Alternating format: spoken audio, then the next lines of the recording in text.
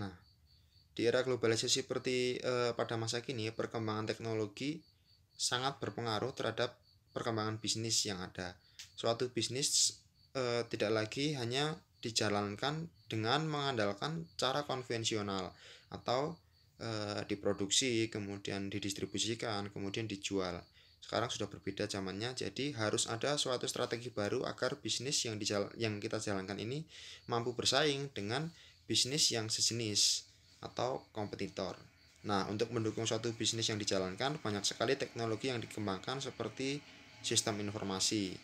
Dalam satu jenis sistem informasi seperti Transactional Processing System atau TPS sangat berperan besar dalam menjalankan bisnis yang kita jalankan. Bahkan dari yang paling sederhana sampai yang kompleks. Secara langsung, sistem ini dapat mendukung kelancaran jalannya bisnis tersebut. Salah satu jenis sistem aplikasi yang sangat populer di kalangan manajemen perusahaan adalah ini dia yang akan kita bahas, Decision Support System atau DSS. Jadi Decision Support System ini merupakan salah satu produk perangkat lunak yang dikembangkan secara khusus untuk membantu manajemen dalam proses pengambilan keputusan.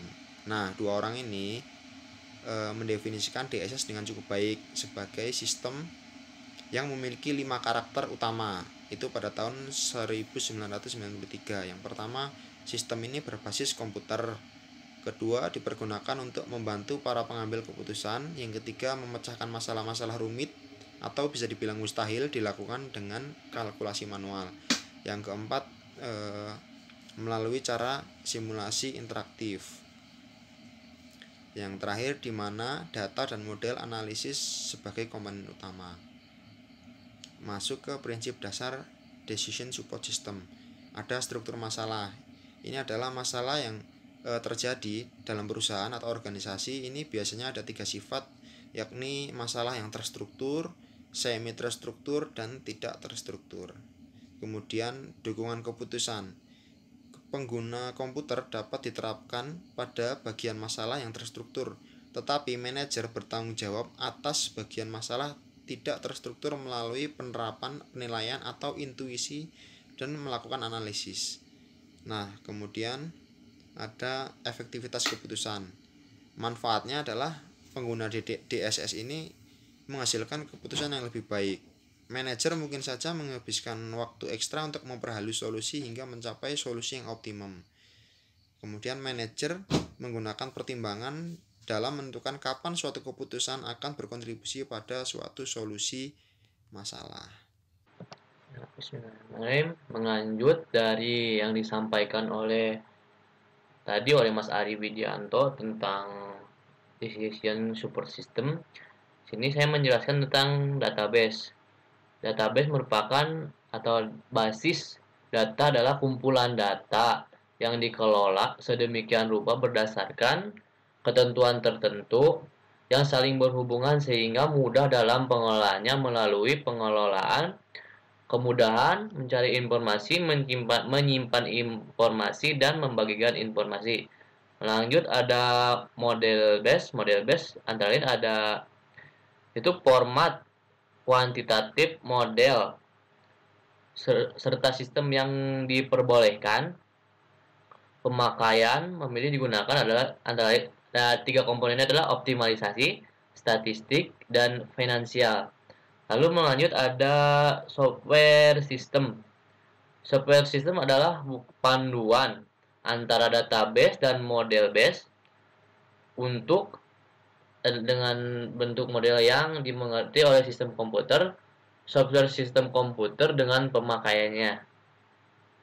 Lalu tujuan dari Decision Support System ini adalah telah disepakati oleh Peter G. Wecken bekerja sama dengan Scott Morton mendefinisikan 3 tujuan yang harus dicapai Decision Support System adalah mereka percaya bahwa Decision Support System harus bertujuan satu antara lain membantu manajer untuk membuat keputusan dalam memecahkan masalah semi terstruktur. Kedua, mendukung keputusan manajer dan mengubah atau mengganti keputusan tersebut Yang terakhir, yang ketiga, meningkatkan efektivitas dalam pembuatan keputusan dan peningkatan efisiensi. Kenapa harus DSS? Jadi, yang pertama itu perusahaan beroperasi pada ekonomi yang tidak stabil. Kemudian yang kedua, perusahaan dihadapkan pada kompetisi dalam dan luar negeri yang meningkat. Yang ketiga ada perusahaan menghadapi peningkatan kesulitan dalam hal melacak jumlah operasi-operasi bisnis. Yang keempat ada sistem komputer perusahaan tidak mendukung peningkatan tujuan perusahaan dalam hal efisiensi, profitabilitas, dan mencari jalan masuk di yang benar-benar menguntungkan. Nah, kemudian menurut Herbert A. Simon, keputusan berada pada suatu rangkaian kesatuan dengan keputusan terprogram pada satu ujungnya dan keputusan tidak terprogram pada ujung lainnya. Nah, apa itu keputusan terprogram? Keputusan terprogram ini tuh bersifat berulang dan rutin sedemikian sehingga suatu prosedur pasti telah dibuat untuk menanganinya sehingga keputusan tersebut tidak perlu diperlakukan de novo. De novo itu sebagai sesuatu yang baru tiap kali terjadi. Kemudian apa itu keputusan tidak terprogram? Keputusan tidak terprogram ini tuh bersifat baru, tidak terstruktur dan jarang konsekuen. Tidak ada metode yang pasti untuk menangani masalah ini, belum pernah ada sebelumnya. Dalam sistem pendukung keputusan atau decision support system terdapat kelebihan dan kekurangan. Di sini saya akan menjelaskan tentang kelebihan terlebih dahulu. Kelebihan yang pertama yaitu memperluas kemampuan pengambil keputusan dalam memproses data atau informasi untuk pengambilan keputusan. Dan yang kedua yaitu menghemat waktu yang dibutuhkan untuk memecahkan masalah, terutama berbagai masalah yang sangat kompleks dan tidak terstruktur. Dan yang ketiga yaitu mampu memberikan berbagai alternatif dalam pengambilan keputusan, meskipun seandainya DSS atau Decision Support System tidak mampu memecahkan masalah yang dihadapi oleh pengambil keputusan, namun dapat digunakan sebagai stimulan dalam memahami persoalan. Dan yang keempat yaitu memperkuat keyakinan pengambil keputusan terhadap keputusan yang diambilnya. Dan yang kelima yaitu memberikan keuntungan kompetitif bagi organisasi secara keseluruhan dengan penghematan waktu, tenaga, dan biaya. Kelemahan Decision Support System yang pertama yaitu sulit dalam memodelkan sistem bisnis. Dan yang kedua yaitu mungkin akan menghasilkan suatu model bisnis yang tidak dapat menangkap semua pengaruh pada entiti. Dan yang ketiga yaitu dibutuhkan kemampuan matematika yang tinggi untuk mengembangkan suatu model yang lebih kompleks. Lalu dalam decision support system terdapat juga manfaatnya. Manfaat yang pertama yaitu masalah-masalah semi struktur dapat dipecahkan. Dan yang kedua yaitu problem yang kompleks dapat diselesaikan. Lalu sistem dapat berinteraksi dengan pemakainya. Dibandingkan dengan pengambilan keputusan dengan secara intuisi, pengambilan keputusan dengan DSS atau Decision Support System dinilai lebih cepat dan hasilnya juga lebih baik. Lalu menghasilkan acuan data untuk menyelesaikan masalah yang dihadapi oleh manajer yang kurang berpengalaman. Contoh Decision Support System atau DSS secara khusus sistem pendukung keputusan SPK atau Decision Support System DSS ini digunakan dalam beragam industri seperti yang kita lihat pada gambar di atas, yaitu ada perencanaan tanaman yang digunakan untuk para petani, membantu mereka menentukan waktu terbaik untuk menanam, menumpuk, dan menuai hasil panen mereka. Bayer Crop Science merupakan salah satu perusahaan terkenal yang telah menerapkan analistik dan dukungan keputusan untuk setiap elemen bisnisnya.